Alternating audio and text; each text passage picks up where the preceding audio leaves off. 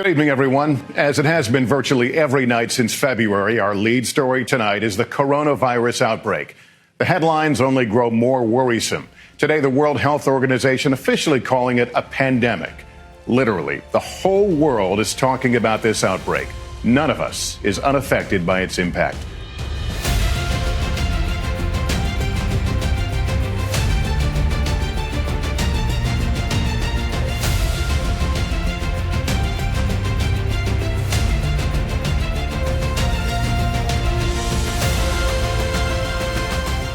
When the World Health Organization declared a global pandemic on March 11th, like so many of you, I knew life as we knew it had changed.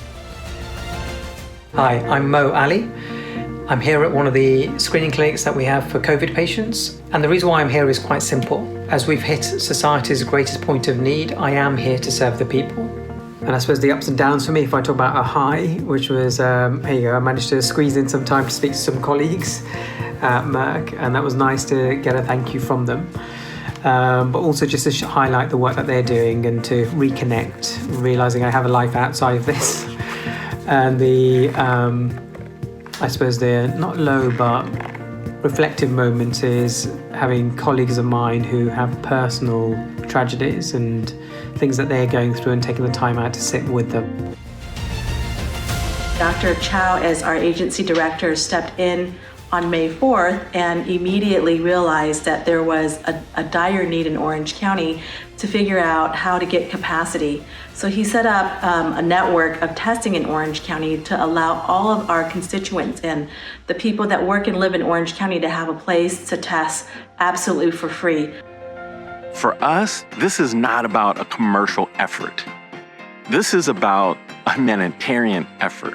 We're going to make a lot more tests and a lot more instruments. So we've made major investments. We've invested more than $350 million into our manufacturing in order to increase the manufacturing supply of tests so that we can bring more tests to test more people in the United States.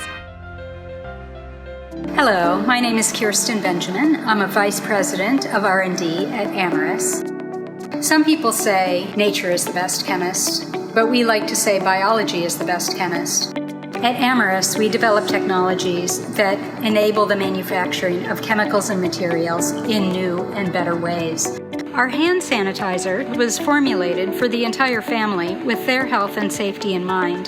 The product combines squalane with USP-grade alcohol to effectively inactivate and kill germs. At Amyris, we also donated 20,000 bottles to organizations throughout California and New York to help support essential workers on the front lines. This project has given us a sense of purpose in the midst of a global crisis. Now, University Hospitals is the first in the world to begin taking care of patients who test positive for coronavirus.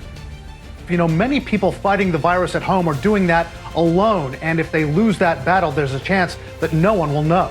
Leonardo Frazier shows CNN the simple-looking device that made all the difference for him. It's a finger monitor measuring Frazier's oxygen, heart, and blood. The 54-year-old wore it at home alone while he was battling coronavirus. It was connected to his cell phone, and when his condition took a sudden nosedive, it let his doctors in northeastern Ohio know. And this right here saved my life, and that's why I'm here today.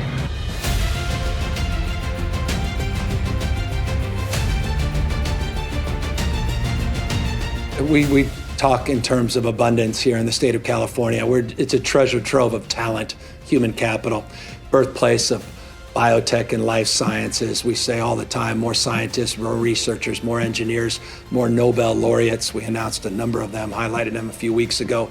More venture capital, more patents emanating out of this state than any other state in America. I'm proud of the collaborative work this community has done in response to this pandemic, and I know that if we all continue to take the appropriate measures personally and collectively, we will reach a point where enough people are vaccinated to achieve herd immunity.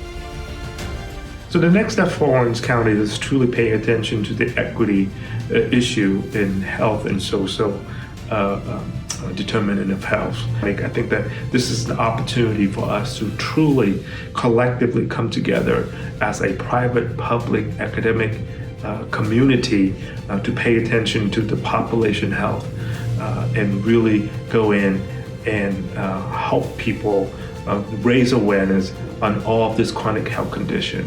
It is time we make sure that we address and close the gap in this health inequity issue. What it says to me is that COVID doesn't stop you. It doesn't have to.